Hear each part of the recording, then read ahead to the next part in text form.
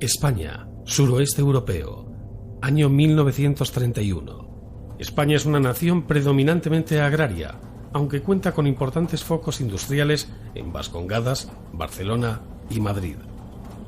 La crisis económica mundial afecta aún más la precaria economía española.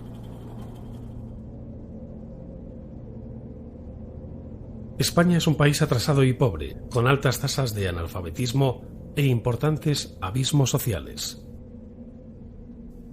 Cuenta con malas vías de comunicación y con multitud de poblaciones aisladas que no disponen de línea eléctrica. La población española asciende a 24,5 millones de personas. El salario medio es de 4,27 pesetas al día.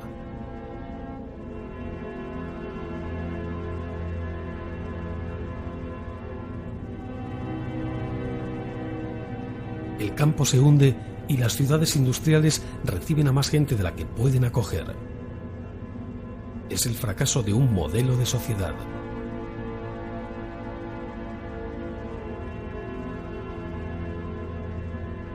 El país vive sus últimos días como monarquía. El 12 de abril se celebran elecciones municipales, ganando las corrientes republicanas en 41 de las 50 capitales de provincia.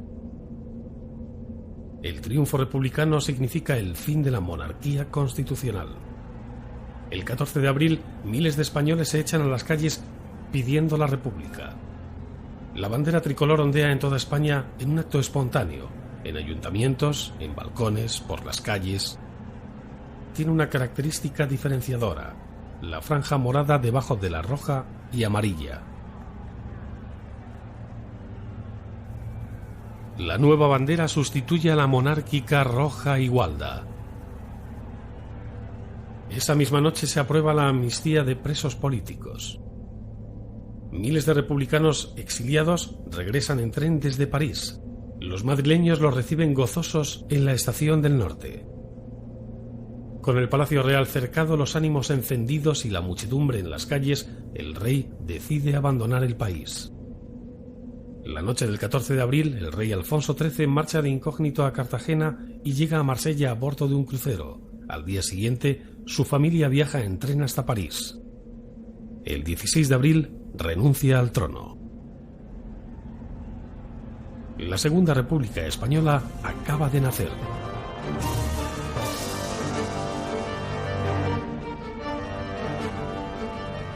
Los españoles quieren establecer en España las libertades políticas, religiosas y culturales, reformas que en países con tradición democrática como Francia han logrado después de un siglo de experimentos y conflictos.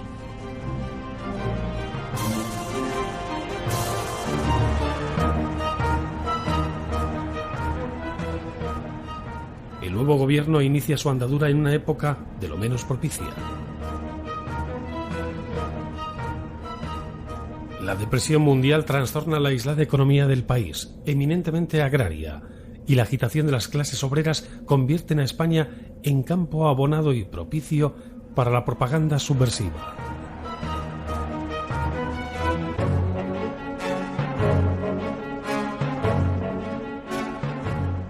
El gobierno provisional nombra a los siguientes ministros: Diego Martínez Barrio, Comunicaciones; Álvaro de Albornoz, Fomento; Largo Caballero, Trabajo y Previsión Social; Miguel Maura, Gobernación; Alejandro Lerroux, Estado; Alcalá Zamora, Presidente del Gobierno; Luis Dolber, Economía; Fernando de los Ríos, Justicia; Indalecio Prieto, Hacienda; Domingo San Juan, Instrucción Pública y Bellas Artes; Manuel Azaña, Guerra; y Casares Quiroga, Marina.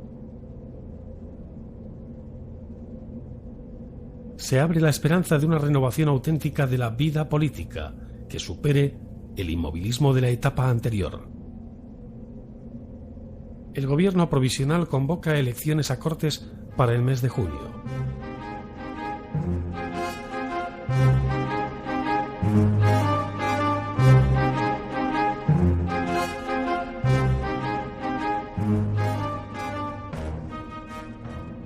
El El 11 de mayo, con la permisividad del gobierno y la complicidad de algunas autoridades locales, se produce una oleada de quema de conventos e iglesias por todo el país.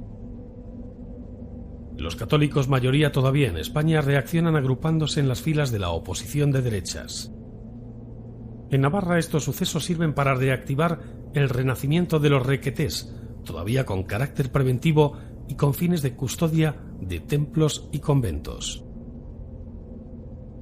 El 14 de octubre las Cortes aprueban el artículo más conflictivo de la Constitución, el 26. Ni sacerdotes ni religiosos tendrán derecho a ejercer la enseñanza, ni ningún tipo de actividad industrial ni mercantil.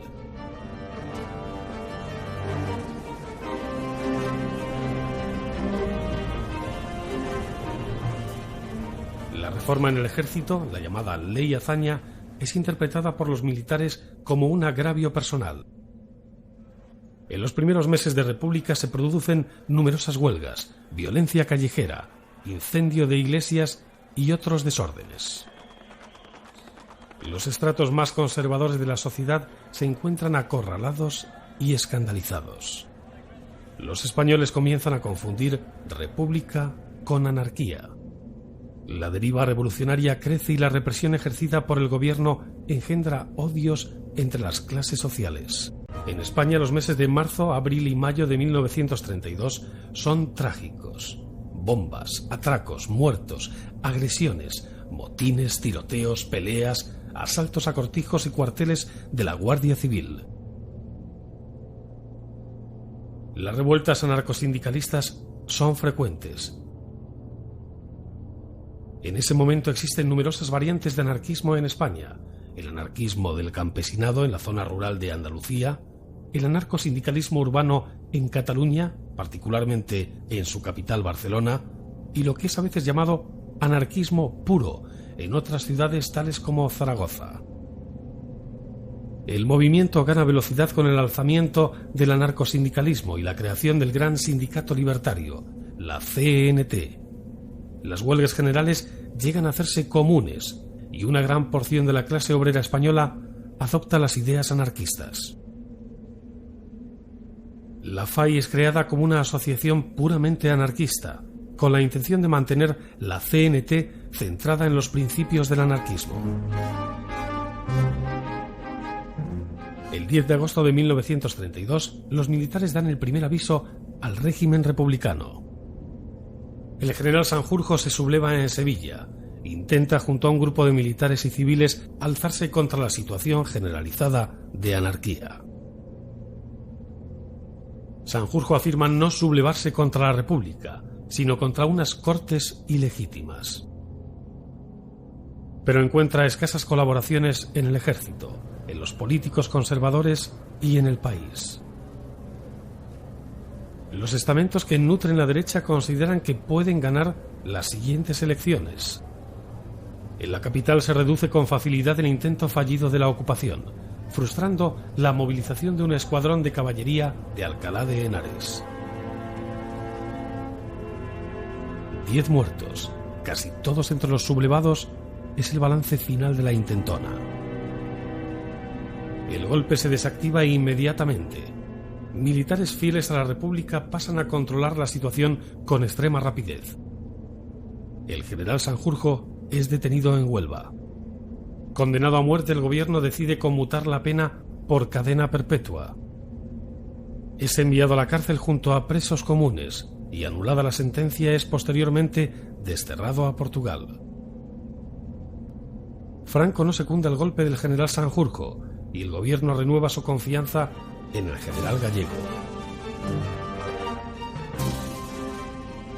Aunque hay alguien que desconfía totalmente del joven general, Azaña escribe en esa época: Franco es para la República el más temible de los militares españoles. La inestabilidad política es la nota predominante. Hambre y miseria siguen asolando todo el país, y como todo va parejo, estalla la violencia revolucionaria. Un trágico acontecimiento sentencia al gobierno de Azaña. Casas Viejas es una aldea cercana a Jerez de la Frontera. Las tierras que la circundan están señaladas para la expropiación. Los anarquistas e intelectuales andaluces incitan a los campesinos para que aceleren por su cuenta la reforma agraria, ya que la expropiación de tierras no ha sido aprobada en las Cortes. 13 anarquistas hacen fuertes en la choza del campesino apodado Seis Dedos. Disparan contra la policía. El jefe del puesto local pide a Madrid instrucciones. El ministro de Gobernación cursa órdenes al efecto para que el lugar sea despejado. No queremos ni heridos ni prisioneros. La policía interpreta las órdenes literalmente. Mueren 22 aldeanos anarquistas y 3 miembros de las fuerzas de seguridad. La opinión pública se enardece tanto que, siguiendo la tradición española, se produce una reacción en cadena de todos los sectores contra la dura represión del gobierno. Después de Casas Viejas, las derechas españolas, con Gil Robles como líder, fundan La Ceda. En octubre de ese mismo año, José Antonio Primo de Rivera, hijo del dictador, funda en el Teatro de la Comedia de Madrid la Falange Española. En noviembre se convocan elecciones generales. Gracias a la intervención de La Ceda, las mujeres votan por primera vez en España. En España la crispación política tiene al país en vilo. El ambiente preelectoral está al rojo vivo. Todos los partidos que se pretenden parlamentarios apelan a la fuerza de la calle, utilizando un lenguaje belicoso muy alejado de la moderación. Si los burgueses no quieren, haremos la revolución violentamente. Largo caballero. Librar a España de la tiranía roja. Si los socialistas pierden la batalla, tendrán que aguantarse. Gil Robles. En 1934 vence La Ceda en las elecciones, pero la victoria no gusta nada a la dirección del PSOE. El 4 de marzo, Falange Española y las Jons se unen. Primo de Rivera escribe a Franco: ya conoce usted lo que se prepara, no un alzamiento tumultuario callejero, sino un golpe de técnica perfecta, con arreglo a la escuela de Trotsky, y quién sabe si dirigido por Trotsky mismo. Desde la primavera de 1934 la dirección del PSOE se manifiesta decidida a romper con la legalidad republicana y a practicar una política abiertamente revolucionaria. Alejandro Lerroux forma el primer gobierno de centro-derecha el 4 de octubre. 3 ministros de La Ceda pasan a formar parte del gobierno. La izquierda, utilizando la fuerza, lleva a cabo un intento de hacerse con el poder.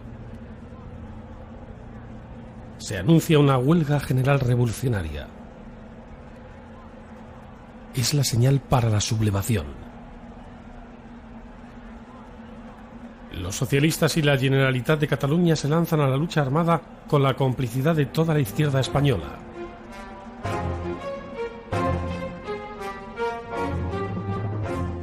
La huelga general lanzada por los socialistas recorre Madrid, Barcelona, las Vascongadas y Asturias.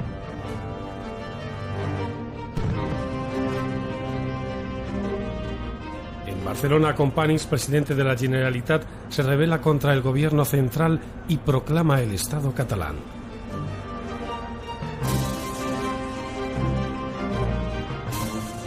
El ministro de la Guerra, Diego Hidalgo, hace intervenir al ejército y en menos de 48 horas aplastan el movimiento de Companys.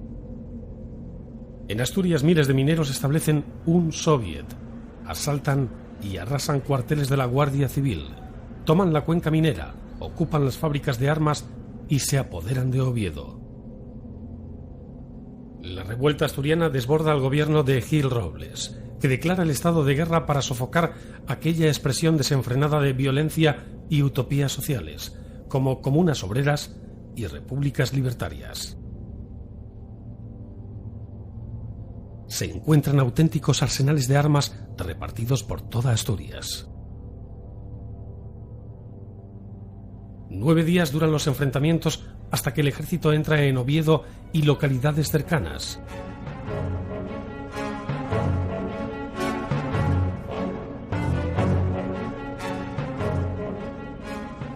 El gobierno, aconsejado por Franco y Godet, envía al teniente coronel Yagüe y sus fuerzas africanas. También es enviado el general López Ochoa para pactar con los mineros. Acuerda los términos de la rendición. Pero los mineros vuelan la Catedral de Oviedo. El 12 de octubre el ejército entra en la capital asturiana y el 24, con más de 2000 muertos, termina la llamada Guerra de los 15 días. La lucha en las montañas dura unas cuantas semanas más. El sector industrial de la ciudad queda reducido a escombros. 730 edificios son destruidos. Las fuerzas gubernamentales capturan cerca de 90.000 armas largas, 3.000 pistolas y alrededor de 500.000 cartuchos. Lo ocurrido en Asturias se aproxima como concepto a lo ocurrido en Rusia en 1917.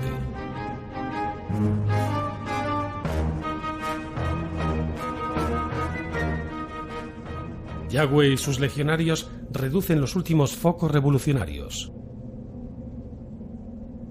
Son encarcelados cerca de 30.000 izquierdistas por participar en la rebelión. El presidente Companys es encarcelado junto a su efímero gobierno independentista. En Madrid se producen desórdenes esporádicos, pero no un levantamiento organizado. Los disparos en los tejados son continuos, contestados por las tropas desde la calle, pero hay pocas bajas. Los peatones tienen que llevar los brazos en alto. La jornada acaba con 400 detenidos en la capital. El ejército y la guardia de asalto tienen que hacerse cargo de los servicios y del transporte en Madrid. Después de la revolución, todo vuelve a funcionar con normalidad y se puede salir seguro a la calle. El ejército colabora con las fuerzas de seguridad para normalizar la vida del país. La revolución no triunfa por falta de cohesión entre los diferentes sectores de la izquierda. En España, superado el conato de revolución, todo vuelve a funcionar con normalidad. Hay que buscar algo para minar la confianza del pueblo en el viejo gobierno conservador. Y los dioses revolucionarios envían a Daniel Strauss. El escándalo salpica al gobierno por un asunto de ruletas trucadas y extraperlo, en el que se ve involucrado el hijo adoptivo de Lerroux. La corrupción del gobierno conduce a la izquierda a ejercer presión sobre el presidente de la República para que disuelva las Cortes y se fijen nuevas elecciones para el 16 de febrero de 1936. Manuel Azaña organiza el Frente Popular a semejanza de su homólogo francés, presidido por Léon Blum. Socialistas, comunistas, anarquistas y republicanos de izquierdas son llamados a militar en sus filas.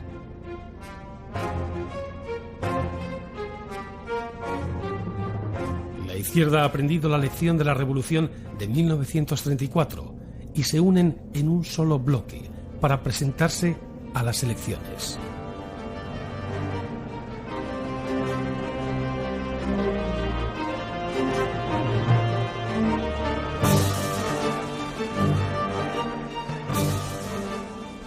En febrero de 1936, las urnas españolas conceden la victoria al Frente Popular. Las apuestas daban por vencedor a Gil Robles y su Acción Popular, pero en la madrugada del 17 de febrero, un giro repentino en los resultados de algunas provincias clave desbanca la mayoría derechista.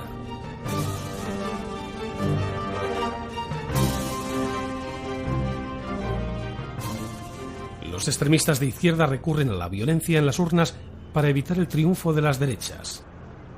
A pesar de estas medidas, estas obtienen 4.570.000 votos, contra los 4.356.000 de las izquierdas. Pero la victoria, debido al sistema electoral, irá a manos del Frente Popular.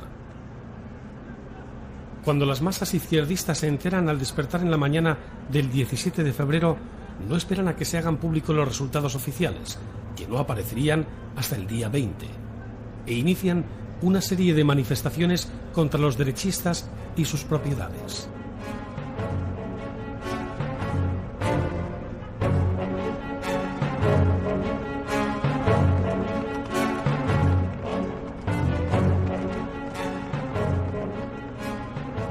Una ola de quema de conventos y profanaciones de iglesias invade la nación entera.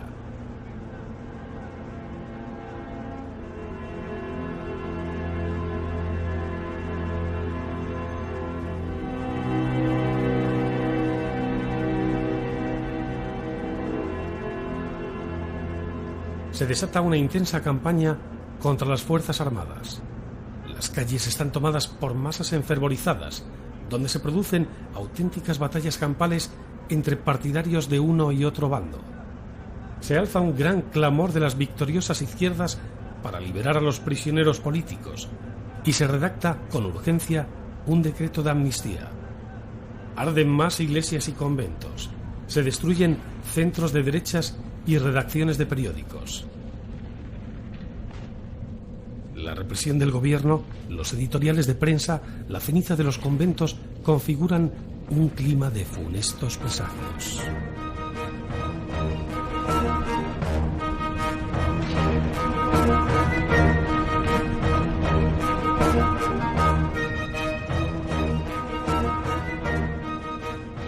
El nuevo gobierno sabe que debe mantener el orden público si quiere que su gestión sea aprobada por la clase media. Mientras tanto, los comunistas y anarquistas unen sus fuerzas con un claro objetivo: derrocar la república burguesa y establecer una república socialista inspirada en el régimen soviético. Es considerable el aumento de los desórdenes públicos y los asesinatos políticos. Proliferan las milicias paramilitares en numerosos partidos y sindicatos.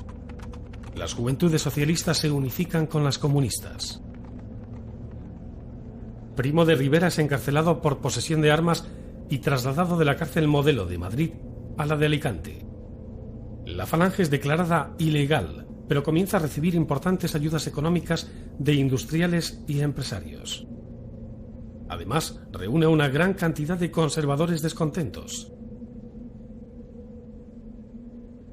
El nuevo gobierno de Azaña suspende el pago de las rentas de Andalucía y Extremadura como primer paso hacia una renovada y más rápida distribución de tierras.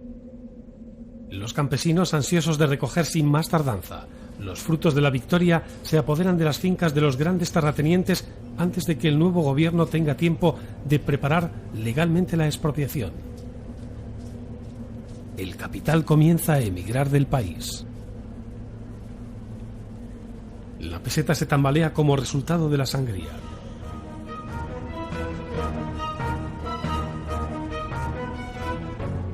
Las transacciones comerciales se tornan más pesimistas en vistas de la incertidumbre que reina en todo el país, y las clases adineradas empiezan a hacer las maletas.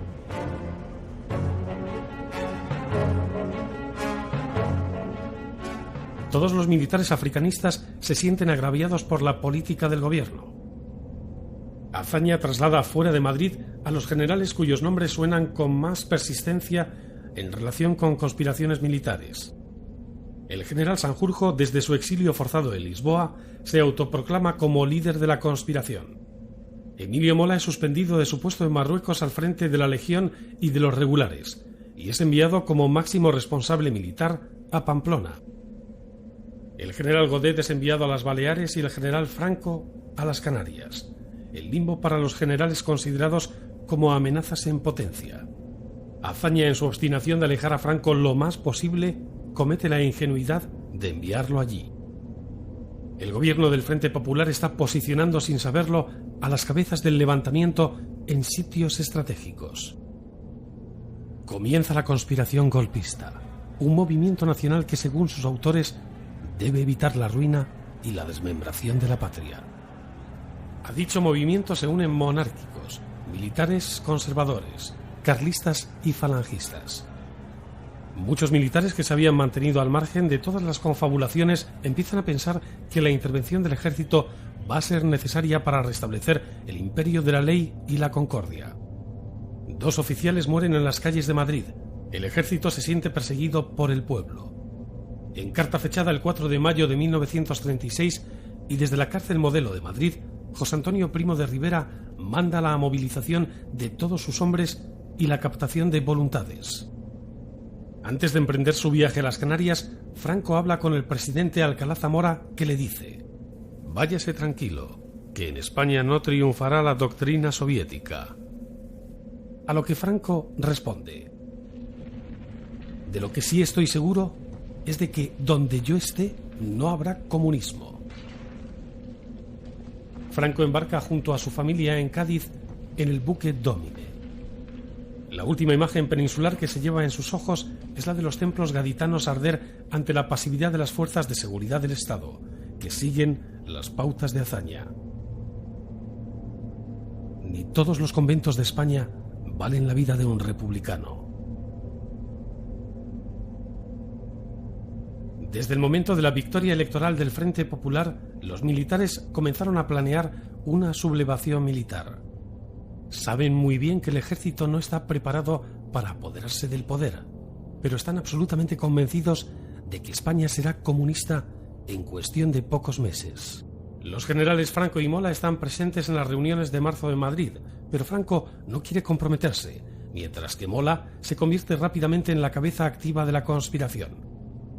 Ahora es el jefe militar en el corazón del territorio carlista, la única región de España donde los conspiradores pueden contar con un cierto grado de apoyo popular. Con la destitución ilegal de Alcalá Zamora el 7 de abril de 1936, comienza el último acto de la tragedia republicana. Hazaña al que jalean como el más grande republicano es el nuevo presidente de la República Española. Esta es la atmósfera a finales de mayo de 1936. Un continuo estado de intranquilidad recorre el país.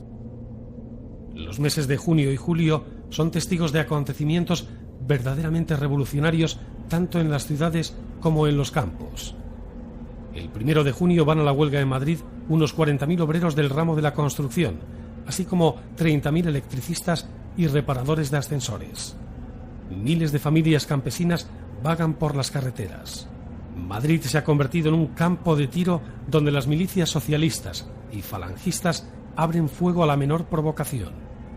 El vendaval de huelgas, la multiplicación de luchas callejeras y atentados, las venas abiertas de la España campesina, hambrienta de tierras y utopías, la radicalización del discurso de Largo Caballero, la impaciencia anarquista y los virajes fascistas de la derecha conservadora agrupadas en torno a Calvo Sotelo, desemboca en una guerra civil. El 12 de julio 2 pistoleros de Falange matan a un guardia de asalto, el teniente José Castillo. Unos meses antes el propio teniente Castillo había matado a Andrés Sáenz de Heredia, primo de José Antonio Primo de Rivera. A partir de ese día el teniente se convierte en uno de los objetivos de la Falange. Su cadáver es trasladado al cuartel general de seguridad, donde comienzan a concentrarse ciudadanos y guardias. La palabra que más se escucha es venganza. La madrugada del 12 al 13 de julio, una camioneta de guardias de asalto sale del cuartel de Pontejos. Al no encontrar ni a Gil Robles ni a Antonio Goicoechea en sus domicilios, se dirigen a las 2:30 de la madrugada a la casa de Calvo Sotelo. Su cadáver con 2 tiros en la nuca es encontrado al amanecer en el cementerio del Este, en Madrid. Ambos asesinatos horrorizan a la opinión pública mucho más que cualquiera de los numerosos habidos desde febrero. La noticia del asesinato de Calvo Sotelo retumba en toda España como un aldabonazo de hierro. El país entero contiene el aliento. Primo de Rivera, desde la cárcel de Alicante, pide a sus correligionarios que se unan al alzamiento. Franco se une finalmente al levantamiento.